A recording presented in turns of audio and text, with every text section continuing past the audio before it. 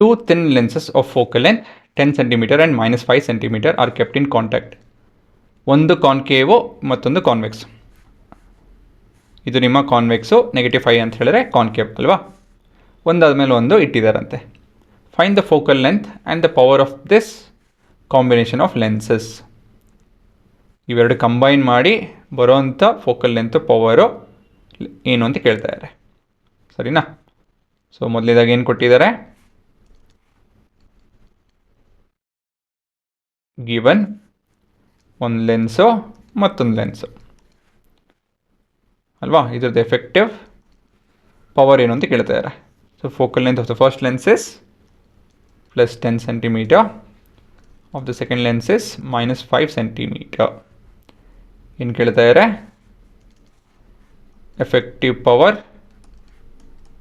ಮತ್ತು ನಿಮ್ಮ effective focal length ಅಲ್ವಾ. ಸೊ ಇವೆಲ್ಲ ಕಂಡುಹಿಡಿಯಬೇಕು.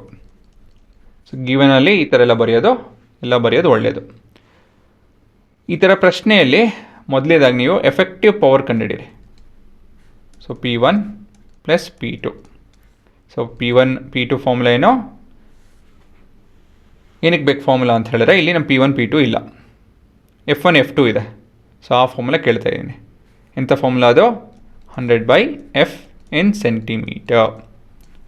This is 100/F2 in centimeter. So ಇದು ಬೇಸಿಕಲಿ 100/10 ಪ್ಲಸ್ 10/-5.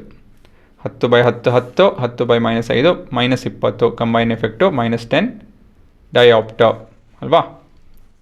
ಇದು ನಿಮ್ಮ ಎಫೆಕ್ಟಿವ್ ಪವರ್. ಮುಂದಿನ ಭಾಗ ಎಫೆಕ್ಟಿವ್ ಫೋಕಲ್ ಲೆಂತ್. ಹೇಗೆ ಕಂಡುಹಿಡಿಯೋದೇನಾ?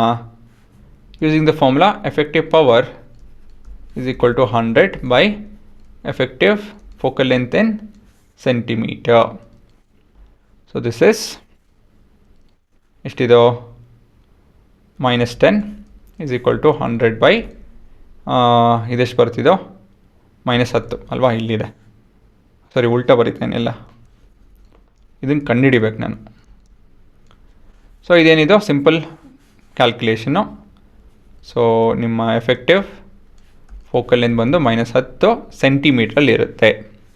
ಸರಿನಾ? ಸೊ ಇದು ನಿಮ್ಮ ಫಾರ್ಮುಲಾ ಉಪಯೋಗ ಈ ಥರ ಕಲಿತು ಅಂದರೆ. ಆಯಿತಾ? ಸೊ ಇದು ಜ್ಞಾಪಕ. ಇದು ಸಬ್ಸ್ಕ್ರಿಪ್ಟು, ಇದು ಕೆಳಗಡೆ ಬರಿತೀವಿ ಈ ರೀತಿಯಲ್ಲಿ ಪುಟ್ಟದಾಗಿ. ಸರಿನಾ? ಮುಂದಿಂದೇನು?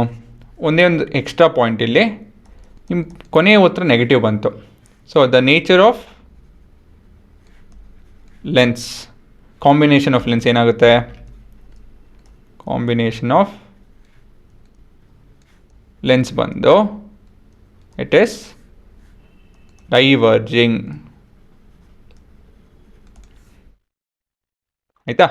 ಸೊ ಇದು ನಿಮ್ಮ ಕಾಂಬಿನೇಷನ್ ಆಫ್ ಲೆನ್ಸಸ್ ಮೇಲೆ ಒಂದು ಪ್ರಶ್ನೆ.